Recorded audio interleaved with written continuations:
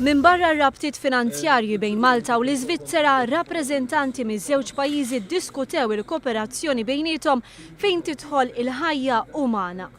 Fil-Ministeru għall-affarijiet barranin il-Ministru George Vella kellu laqgħa mal-Ambaxxatur tal-Iżvizzera Bernardino Regazzoni. Id-diskussjoni bdiet dwar il-kooperazzjoni ekonomika bejn iż-żewġ pajjiżi.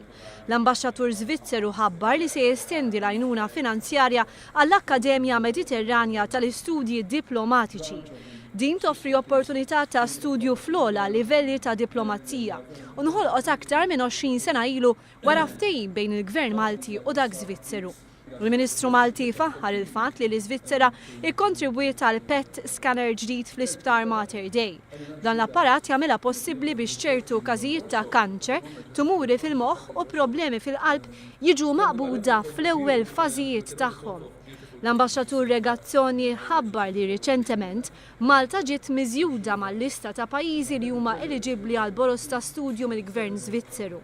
Il-Ministru Vella ratħar tal-li f'April tal-2012 l-Iżvizzera aċċettat immigranti mis-Somalja, l-Eritrea u s-Sudan li huma protetti internazzjonalment.